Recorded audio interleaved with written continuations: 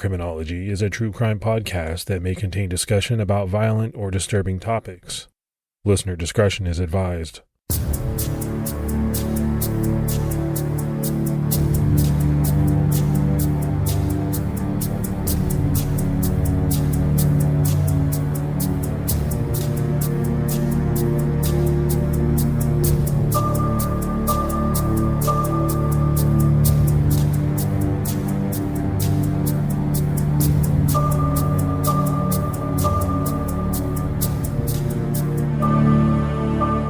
Hello, everyone, and welcome to episode 263 of the Criminology podcast. I'm Mike Ferguson.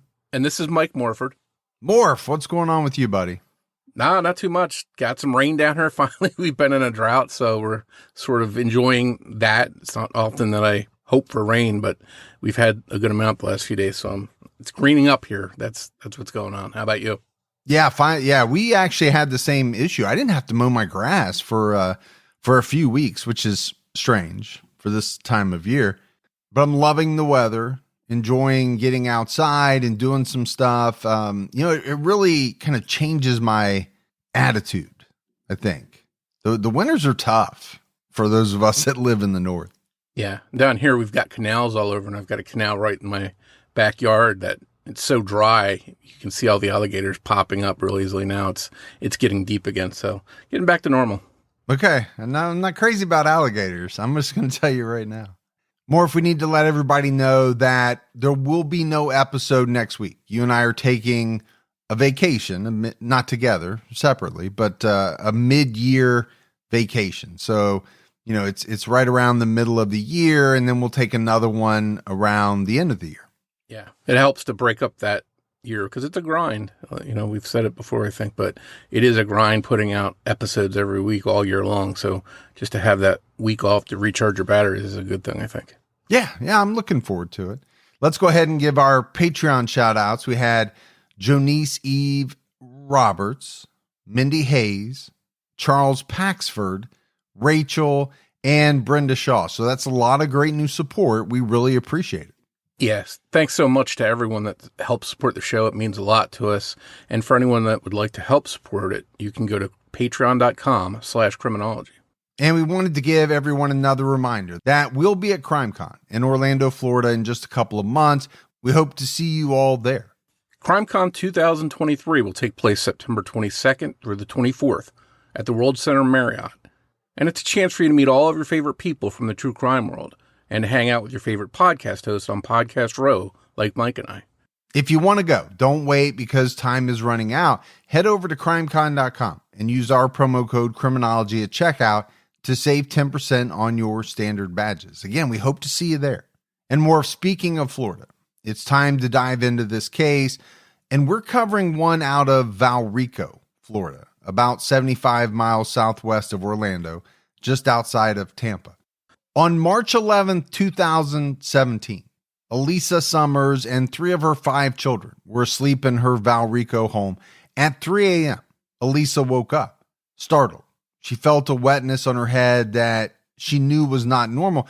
As she oriented herself, she realized that there was a large figure standing over her in the darkness.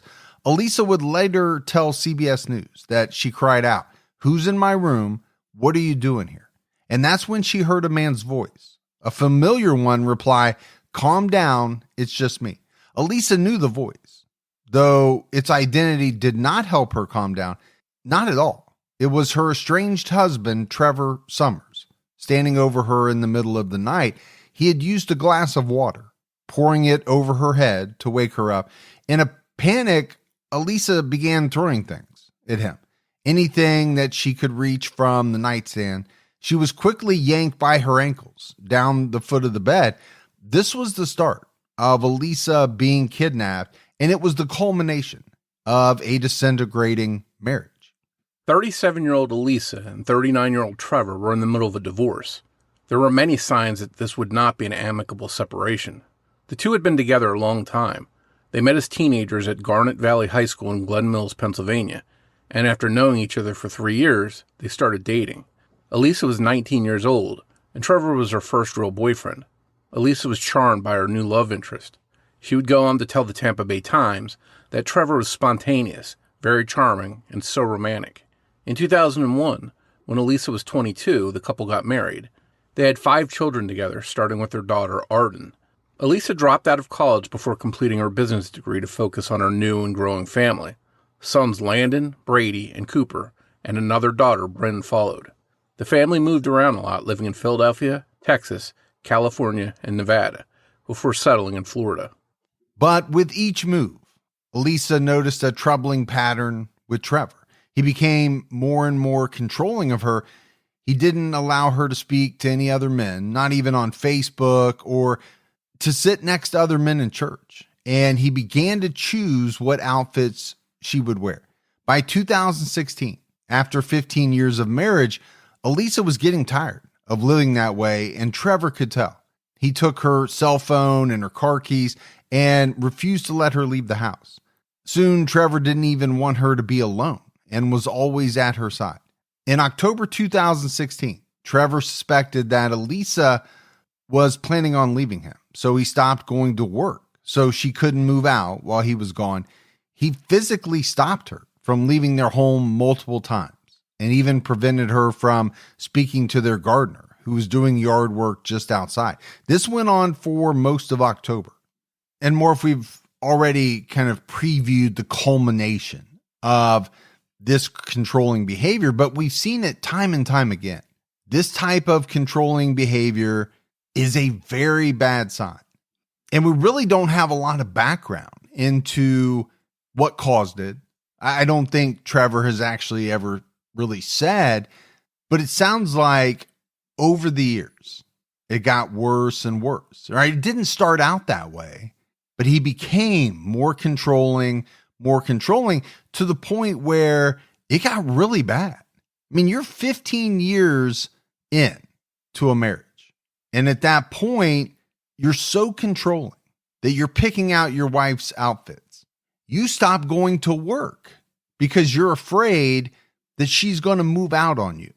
And I think to Alisa, it was something that she saw just build up over time to the point it was just too much for her. And she finally said enough is enough. And I wonder, is this something that was always there in Trevor, or did something develop with him that caused this over time? It's an interesting thing to think about, because it doesn't seem like just one day out of the blue he suddenly turned this way. This just went further and further and further, and to the point she said, okay, this is not right. I've got to get out of this situation. One thing's for sure, we know just from cases we've discussed, when someone has made the decision that they're in a bad situation, they're being controlled like this, and they say it's time to leave, history teaches us that that's a dangerous time for them. And that's when trying to get out of that relationship can have real serious consequences that often result in violence. And that's what we're going to see here. Yeah, that's why I started it out saying, it's not good, right? This controlling nature. We've often seen where it leads to isolation.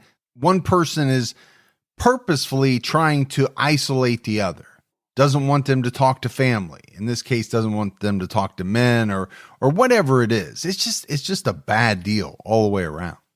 When Trevor finally went back to work on October 24th, Alisa decided to make her move and leave. She called a domestic violence hotline, and they told her that her situation was serious, and what she had experienced was indeed domestic abuse. But before Alisa could get her things packed and get out, Trevor came home from work. He was early, and immediately suspicious. Alisa was eventually able to make it out of the house, but had no time to take anything with her besides 4 of their 5 children. They stayed at a friend's house, but didn't feel safe, because Alisa thought that it was only a matter of time before Trevor figured out where they were. And sure enough, after 2 days, flowers were delivered to the home from Trevor. He knew where they were, and Alisa immediately left with the kids and went to a women's shelter with nothing but the clothes on their backs.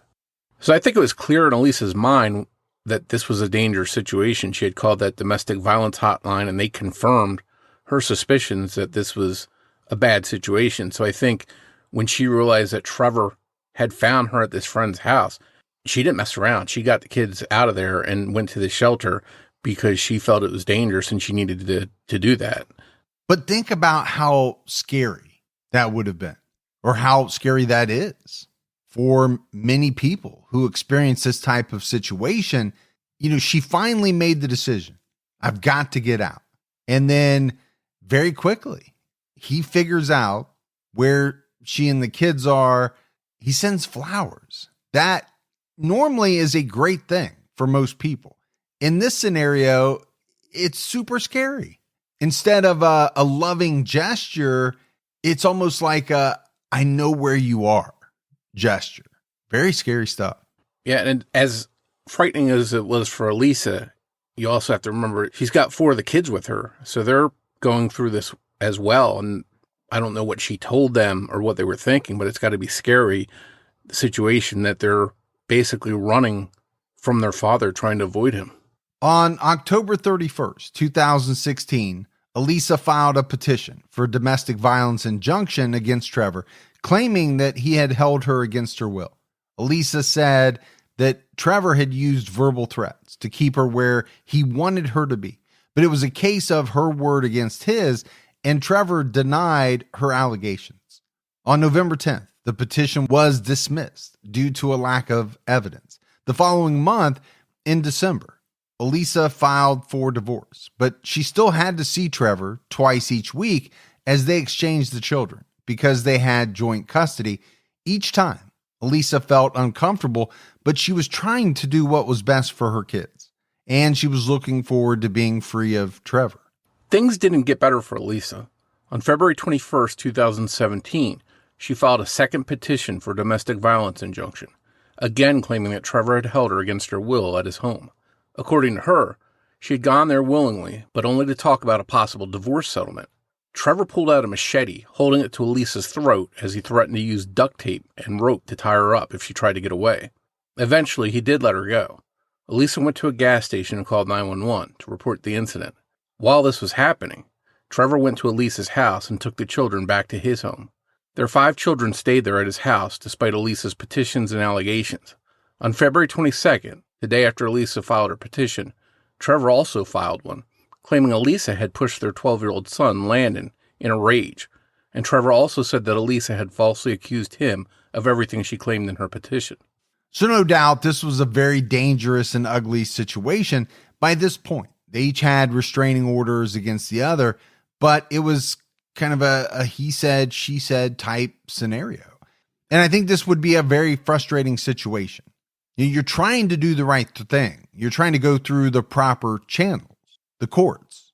But in a situation where there's very little evidence, it's your word against the other person's word, and the court doesn't really feel as though they can do anything, that has to be a very helpless feeling. You're trying to protect yourself. You're trying to protect your kids, and you're trying to do it the right way, but you're getting no support. Nothing's happening. Yeah, that's got to be an impossible situation to be in, to not be able to have that help that she clearly felt she needed.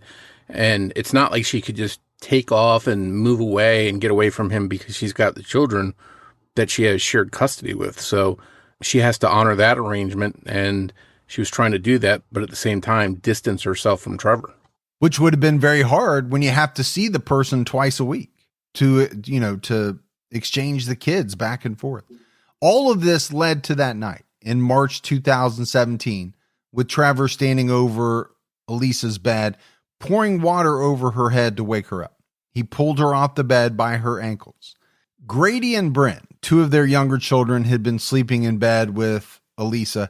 They screamed and followed the commotion as Alisa was dragged all the way into the living room. Trevor angrily yelled at the kids, "Get back in your mother's room. Don't come out." At around 5 a.m., after 2 hours of struggling, 14-year-old Arden came inside the house. She had been waiting outside in the car the entire time. This surprised Alisa, who was sure that Arden had been in her room and would have heard the noise, the screams, the yelling, and the kids crying, and she thought Arden would have called 911 for help. But it soon became apparent to Alisa that Arden was not going to help her. Alisa told CBS News of the incident. "She walks in and doesn't even look at me. That's when I realized she's not going to call 911. Arden wanted him to be there, speaking of Trevor, and Trevor even involved Arden in his plans.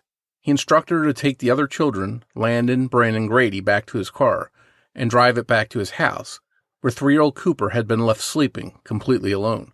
Despite having only practiced driving in a parking lot before, Arden listened to him. Arden later told CBS News, "It was very terrifying. I was doing exactly the speed limit, and I just followed all the traffic laws to not get pulled over." So, Morf, we know what Trevor is doing is horrible, and what he's going to do is horrible to Alisa. But then you have to look at the situation with the kids. Number one, he involves his 14-year-old daughter in his plan. And then he leaves his 3-year-old son alone. Part of that plan involves having his 14-year-old daughter drive the kids back to his house. A 14-year-old who's never really driven, driving in the parking lot a few times is much different than, driving on streets and all of that. This is coming from a guy who's taught 2 kids how to drive and has gone through that process. It's just unimaginable what was going through this guy's head. Yeah, and as much danger as Alisa seemed to be in, now he's putting his kids at risk too, because he's leaving his 3-year-old at home by himself. What happens if there's a fire or something? There's no one there to help him. Then you have his 14-year-old daughter with no license driving the other kids around. So real disturbing thoughts here by Trevor on this plan here that he's carrying out. With the children now out of the house, Trevor dragged Alisa back to the bedroom and used Christmas lights and scarves to tie her to the bed. According to CBS News, he gave sort of a speech telling her, "I came to say goodbye. I am leaving. I've chartered a boat. I'm going out into international water, and I'm going to disappear." He forced Alisa to take NyQuil to make her drowsy and weak. He shoved a sock into her mouth and used a scarf to keep it there, wrapping it around her face and head. He sexually assaulted her twice while she was tied to the bed. He also unlocked Alisa's cell phone by using her thumb on the fingerprint scanner. He recorded videos of himself on the phone. In one, he said, "I am here with Alisa at her house. She's virtually unharmed. She's got a couple of bruises today, but from the tying her up." His reasoning for these confession videos was that he was leaving Alisa evidence of what he had done to her, as if he was doing her a favor, since the other times the authorities had not believed her claims due to a lack of proof. He wanted her to be able to show the authorities that what she said was true after he had supposedly fled on his boat. But Trevor didn't leave after making the videos, though. He never headed to any boat to get away. Instead, at around 5:40 p.m., he walked back into Alisa's bedroom, where she was still tied to the bed. Trevor placed a pillow over her face and pressed down. Alisa thought about her children until she lost consciousness. At some point, Trevor lifted the pillow back up, and Alisa struggled for air. She begged for her life. She told Trevor that she would do anything that he wanted if he didn't kill her, and she ultimately agreed to go with him to the boat that would take them to the islands. In the back of Alisa's mind, this wasn't something she really thought was happening. She knew that Trevor really didn't have a boat, and that they wouldn't be going to any island, but she was determined to stay alive for her children. She planned to continue to agree with him and go along with whatever he said if it meant she would live longer. She was really just buying time.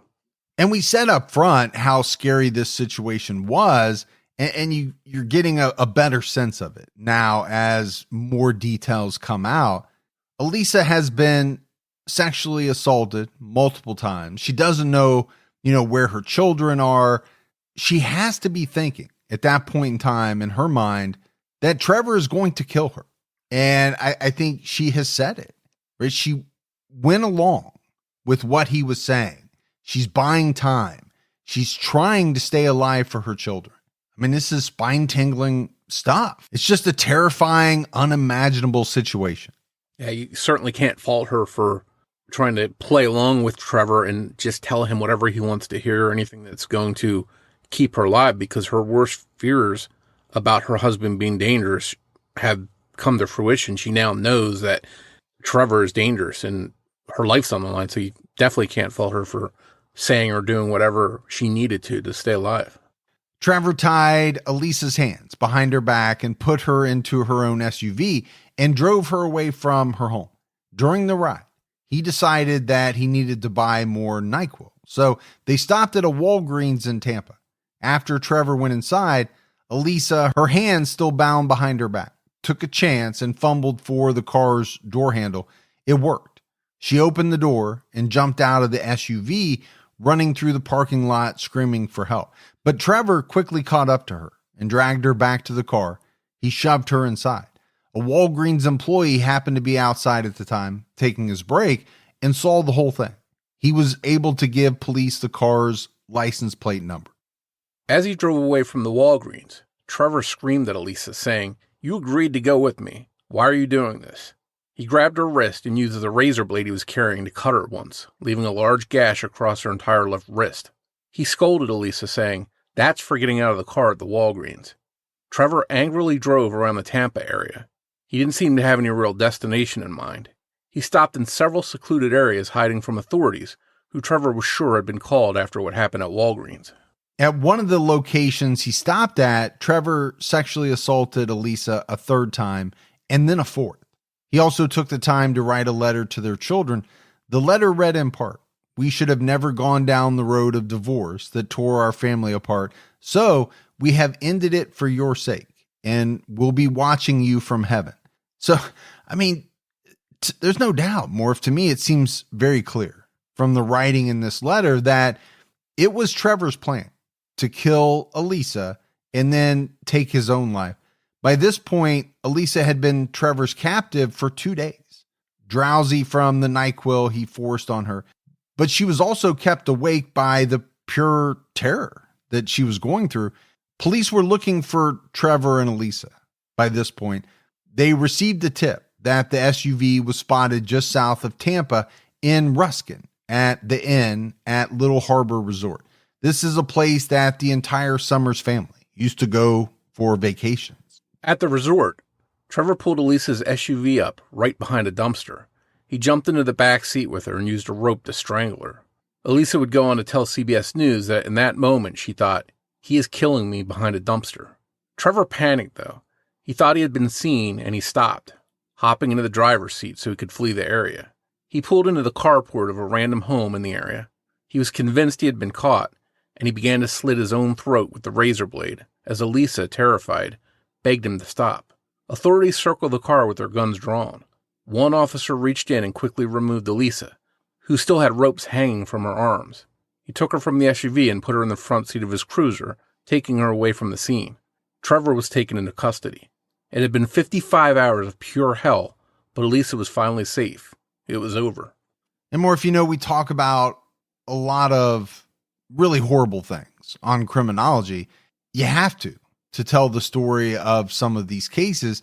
And this was absolutely horrible as well, but it's different from many cases that we do because Alisa survived.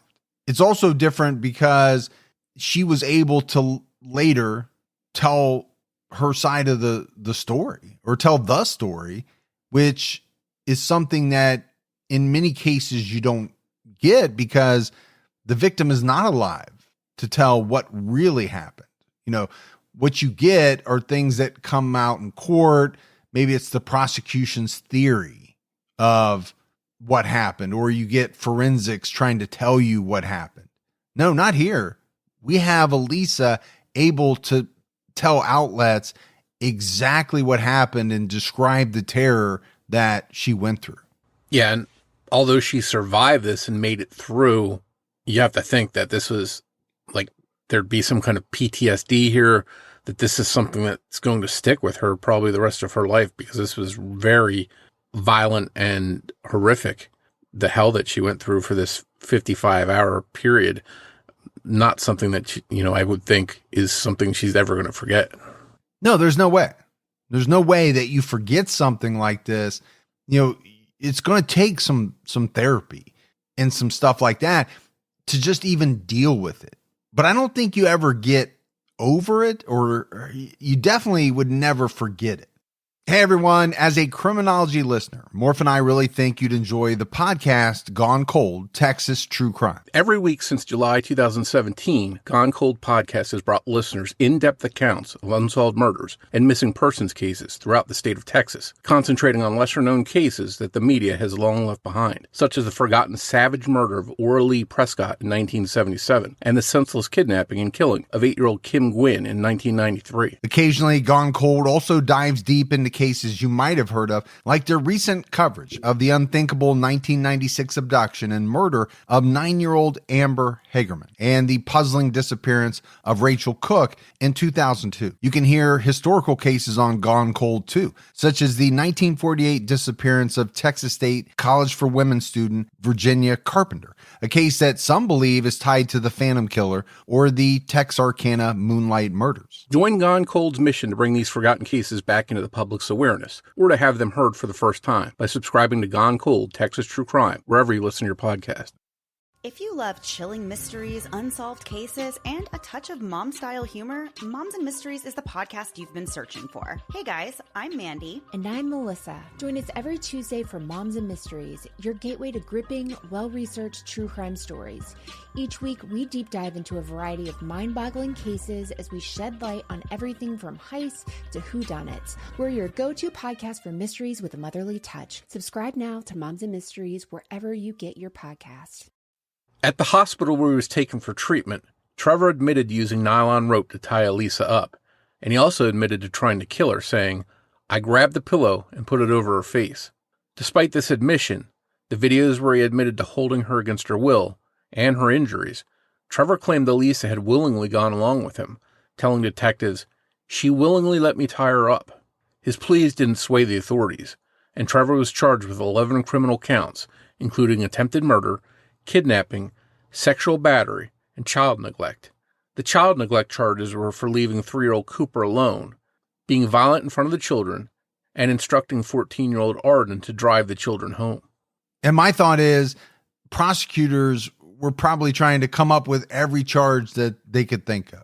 You know, obviously you've got the kidnapping, the sexual assault, the attempted murder, but let's pile on as many as we can. Yeah, in this case, there's so much stuff that they can probably pick out and use as a charge against him to help stack these things to ensure that he's going to be held accountable and have confidence that the outcome is going to be him going to prison for this stuff. And I think it's important to try to put on as many charges as possible. You never know what's going to happen in the courts. You never know what the final outcome is going to be. So what if he beats some of the charges? Well, you want to have a lot there so that hopefully if you don't get them all, you get enough that he spends a bunch of time in prison. Now, this next part is going to make people's blood boil because despite being free of Trevor, Alisa had a new fight on her hands. The court stepped in during the aftermath of the chaos and awarded custody of her 5 children, not to Alisa, but to Trevor's parents. And this is probably shocking to a lot of people. It really kind of shocked me because, I'm thinking here, Alisa did nothing wrong. She went through this terrible ordeal. She already had a shared custody agreement, but now Trevor was going to jail. And somehow the courts decided that Alisa should lose her kids. I mean, it was kind of mind-boggling to me. Her petition for custody in March 2017 was denied after a 5-hour hearing. Alisa told the Tampa Bay Times, "I'm still fighting for healing for myself and my children and the life we had after all she'd been through. And even with Trevor behind bars," Alisa said, "I'm still fighting to be free." Now, we don't know all the details around the custody issues, but someone who appears to be Alisa on the website websleuths.com said that Trevor's parental rights were eventually terminated and the grandparents have had a no contact order regarding the children since at least April 2022, when this Web Sleuths post was made. And the person identifying herself as Alisa said only that the children have now been returned to her. And we have to be clear that we believe this person on Web Sleuths is Alisa, but She has a photo of herself and her username has Alisa in it.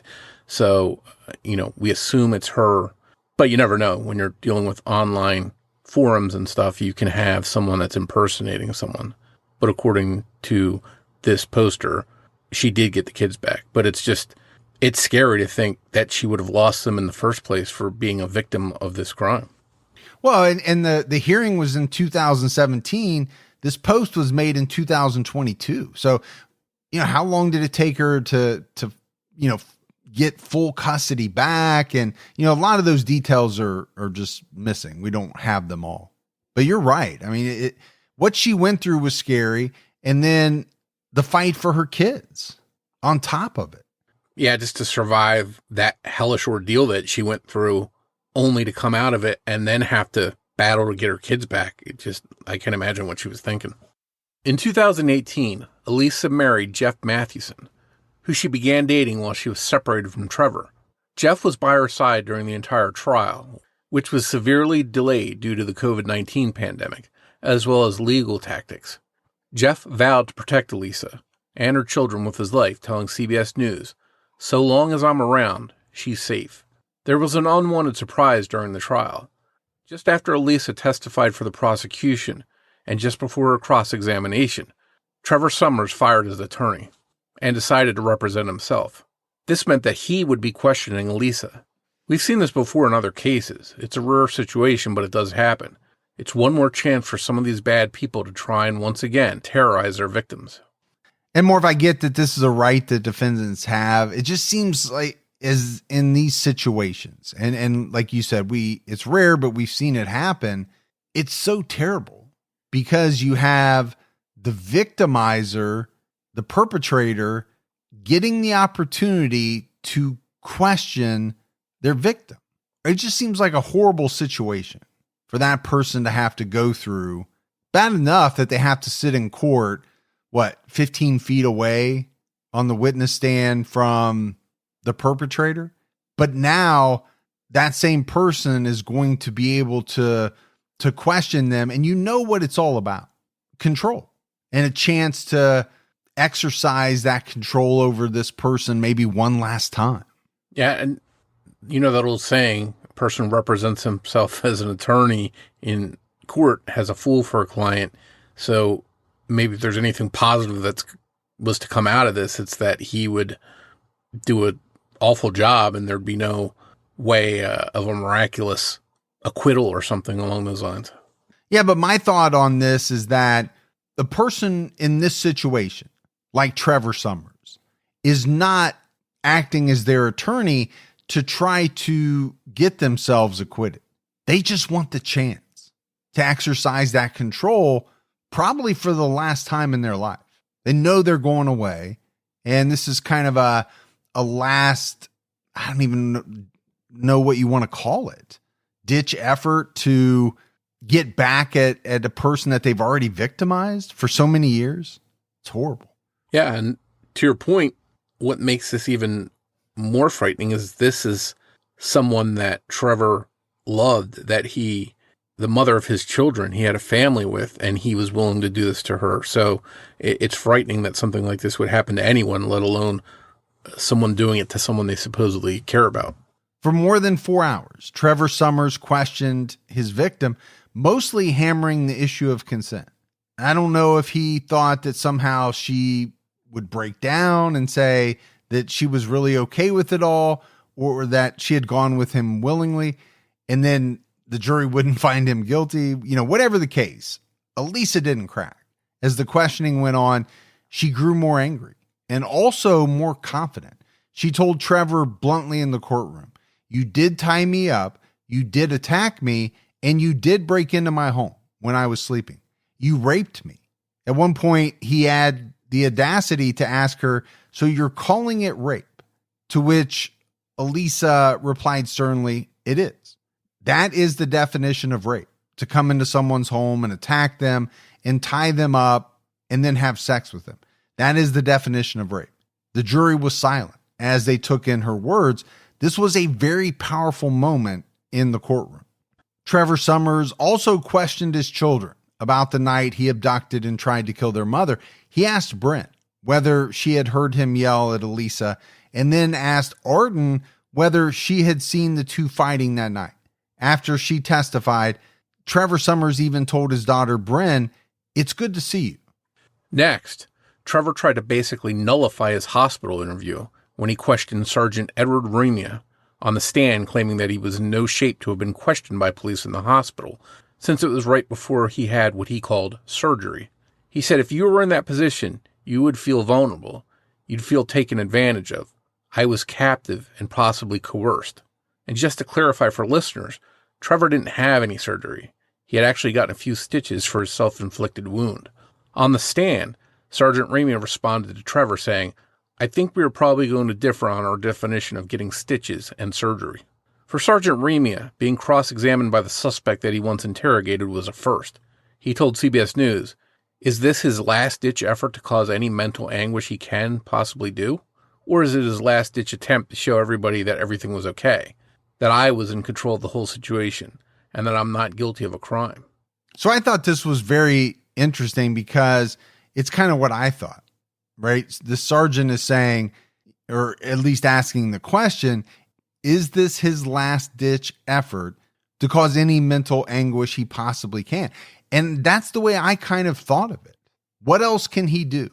That's the only power that he has in this situation, is to act as his own attorney and try to cause people mental anguish. That's really the way I saw it. Yeah, and along the way, there's no remorse. There's no, what have I done? My poor family. I can't believe I put them through this. No owning up to it at all. He's just attacking everyone, attacking Alisa, attacking this police officer, and it's everybody else except him. And one of the parts that really burned me was, in talking to this police officer and questioning Sergeant Remia, he said, that he was taken advantage of, Trevor did. And his exact words were, "I was captive and possibly coerced." And I just thought, you were questioned by police versus what he did to Alisa, who really was captive. I found that a very odd choice of words. Yeah, he really made himself out to be the victim. He's the one that was controlled or coerced. It's very, very pathetic. I think that's the best word. Pathetic. Despite Trevor being willing to stand in front of the jury and ask questions, he was unwilling to let himself be questioned. He didn't testify in his own defense. After only about 5 hours of deliberation, the jury found Trevor Summers guilty on all counts. In October 2022, Trevor Summers was sentenced to life in prison, 3 life sentences, plus 224 years in total. At sentencing, Hillsborough Circuit Judge Christopher Sabella said to Summers, "The circumstances of this case, the testimony and evidence that I've heard clearly make you a monster in every stretch of the imagination." The judge also spoke directly to Arden, another victim of Trevor's. To Arden, "You should not feel guilty for anything that you did in this case. I assure you of that." And I always find it very interesting what judges say to some of these people as they're handing down the sentence. And here, he calls this guy a monster in every stretch of the imagination. And it's so accurate. Trevor Summers is a monster for what he did to his wife, Alisa, for what he put his kids through, to me, for even deciding to represent himself just so he could cause people more pain. Just a monster. To me, what he did to Alisa and his family was just horrible. And so the sentence that he received, in my opinion, was one that he deserved. But it also made me think, how many cases have we covered of guys that were habitual offenders that did these same things to strangers, and they were in and out of prison, but free after a couple years, and they would go on to do the same thing? Think back to some of those cases we've talked about to contrast against this one. It's just interesting to compare this case to some other cases to where someone that should have gotten a harsh sentence that they deserved didn't, and they were free to do this to other people. But at least In this case, we know Trevor's not going to do that. He's going to be behind bars. Yeah, I think part of it is time. You know, in 2022, you're not going to get a slap on the wrist for this type of offense. But as you said, we've covered cases that go back 20, 30, 40 years of people who did, you know, just as horrible of things who were out in a year or two. And, you know, those always get to me. I never understand it. There's no doubt in my mind that crimes of this nature, sexual assaults and you know, those types of crimes against women were not taken seriously at points in time in the past. They just weren't. It's frustrating. Yeah, and I think it goes to show that the legal system is far from perfect, but it has evolved to at least punish people in ways that are more appropriate. What's so tragic in this case is that Trevor used Arden to help him carry out his attack on Alisa. And even before that, he had manipulated his daughter to try and turn her against Alisa. At Alisa's home, a window screen had been found on the ground outside. It was the window that Trevor used to enter the home. Arden had left that window unlocked and open at her father's request. Arden and her father had a very close relationship. According to CBS News, Arden described herself as the definition of a daddy's girl. She said, "We would go out on little dates together, go out for dinners, just him and I, or grocery shopping." She trusted her father when he told her that he wanted to sneak into her mother's house to talk and fix their relationship. Arden explained, "I was really hoping that, my family would be back together and healthy and fixed." At around 1 a.m. that fateful night in March 2017, Arden texted her father that Alisa was asleep and he could come in unnoticed. When he climbed through the window, she went outside to join her brother Landon, who was waiting outside in the minivan. They were both unhappy that Alisa had begun to see someone else besides their father. They didn't want Alisa to date Jeff Mathewson. They wanted things to go back the way they had been. She expected that after her parents talked, they would come outside with Bryn and Grady, and they would all go home to Trevor's house as a family, and things would go back to normal. Instead, Arden drove home nervous and alone at the age of 14. She recalled to CBS News, "This was very scary to have 3 kids in a car with me at the age of 14 driving 30 minutes. Trevor had been planning the attack on Alisa for quite some time, and he knew he could use his children to help get what he wanted. Arden told CBS News, "This was a man I trusted. This is a man who I thought could do no wrong. And just to know that he used me to do what he wanted to do, that hurts me more than anything." When the children were with Trevor, he blamed Alisa for the way things were. He told the kids that she was a liar and was trying to get him thrown in prison, and that it was her fault that the marriage was broken because she had been cheating on him. Arden said he acted so heartbroken. "I felt like my mom was awful." As a young teen, having your family broken up isn't fun, and Trevor was telling the kids that their mother had basically chosen to throw the family away, choosing a new boyfriend over them being together over the family. Trevor clearly knew how to manipulate his daughter. Trevor convinced Arden to use her key to Alisa's home to vandalize it. Full of anger, Arden did. She poured Kool-Aid on Alisa's bed, which was Trevor's idea, and wrote things like "traitor" and "thanks for being an ass" on the walls in chalk, which she thought of herself. Trevor then convinced Arden to be the key part of his plan. She called her mom at her father's request and told her she wanted to come over, saying, "Mom, we really miss you. I've been thinking of you. I want to come over and just you and I talk things through, hang out like old times." Trevor even convinced Arden to change his name in her phone to Taylor so that Alisa wouldn't know they were talking to each other. Trevor asked Arden whether Alisa locked her phone and whether it was with a password, PIN, or fingerprint. The night of his attack, he and Arden texted back and forth. He asked her to look through Alisa's purse for birth control pills, but she only found Alka-Seltzer. He wanted Arden to look for a receipt for birth control or any other prescriptions, but there were none lying around and none in Alisa's purse.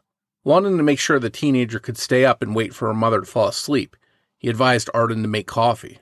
Arden did know that she was setting her dad's plan into motion, but she didn't know exactly what that plan was. Trevor had been careful to hide his violent streak from the children, choosing to use verbal threats against Alisa that didn't leave marks. and holding her against her will when the kids were elsewhere. Arden would go on to tell CBS News, "I've had so many issues with trusting people after what happened, and just the guilt that I lived with for so long before I finally told myself that this isn't my fault. But most of my teenage years I spent just absolutely traumatized because of him." It was hard for Arden to come to grips with her role in this case. She wrote in her victim impact statement, "For 5.5 years, I have struggled with what happened to my family, especially for the part I took in it. Those around Arden understood that she, just a child, had been manipulated by someone she trusted and looked up to, but it didn't make it any easier for her to live with." But Arden added, "While no one else blamed me for what happened, I did." And I think back more to what the judge said to her at sentencing, that it was not her fault.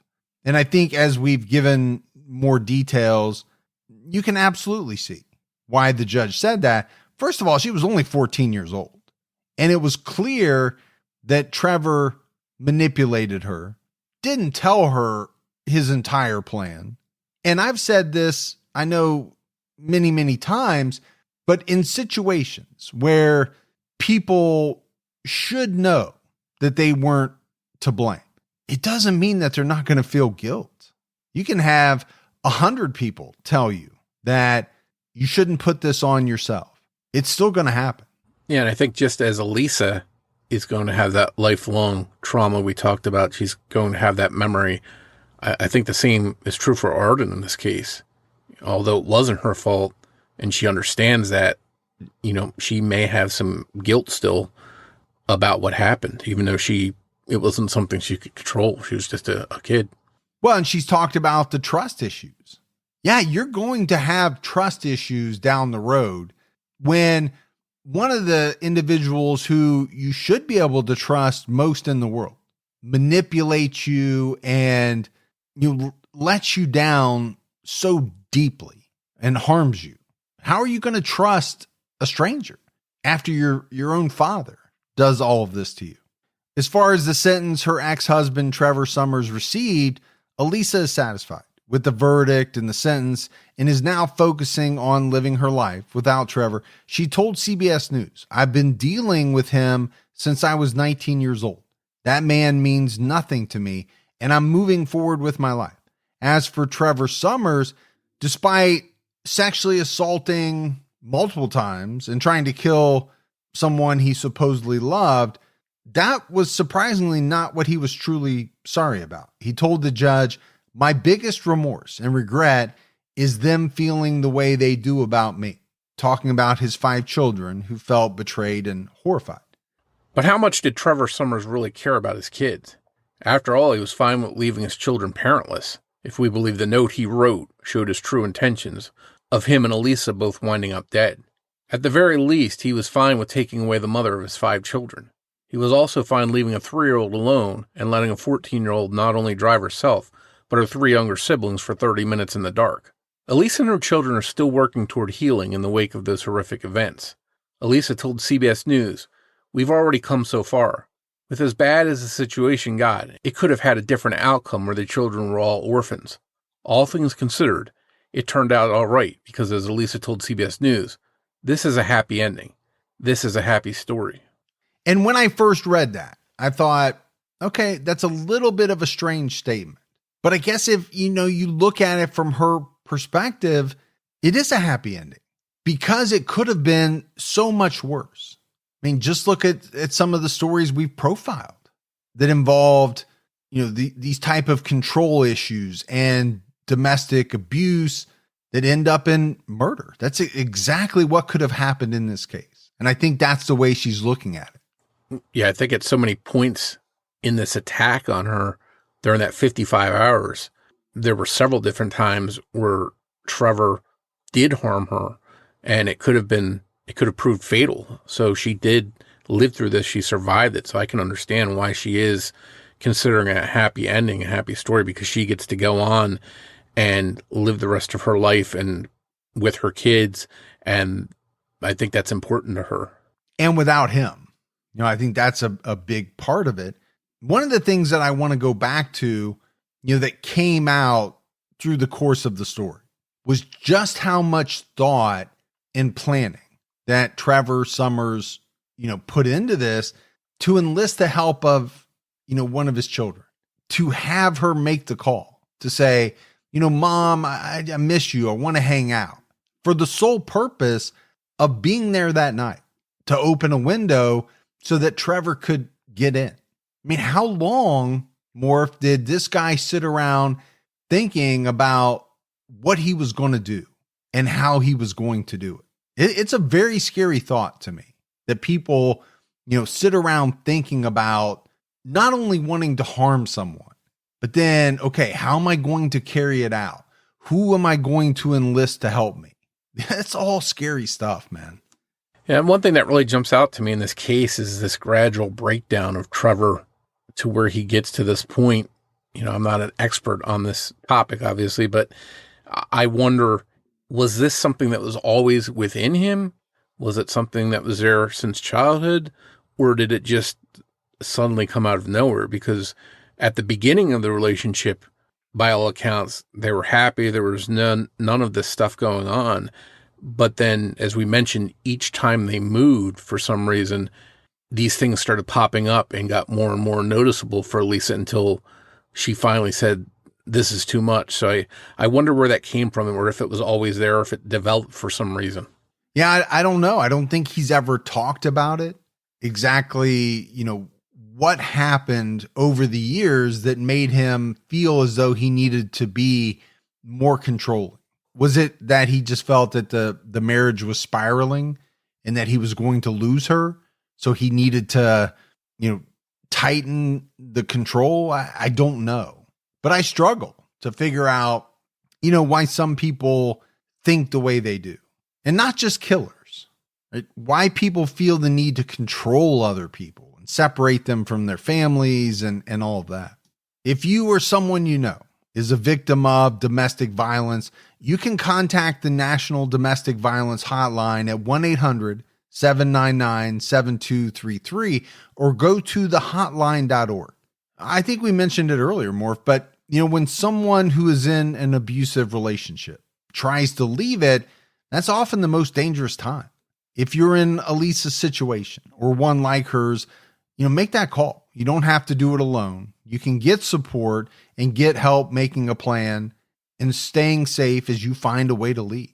One of the things that I go back to over the 6-7 years that we've been podcasting, doing true crime, one of the things that I learned that I wasn't real educated about was the question of, why don't people in abusive relationships just leave? Why don't they just leave? Right? It seems like such an easy thing. But obviously we know, and I've been educated on, it's not easy at all. It's frightening. And the system doesn't always work for you the way that you would like for it to. I was very naive before I started this true crime podcasting about people in abusive relationships.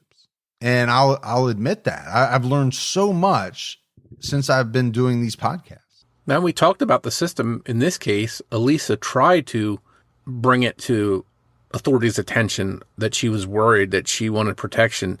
And because it was sort of a he said, she said situation, she didn't get that help she was looking for. I think they really dropped the ball in this case and didn't give her the help she wanted that might have prevented this whole situation from happening.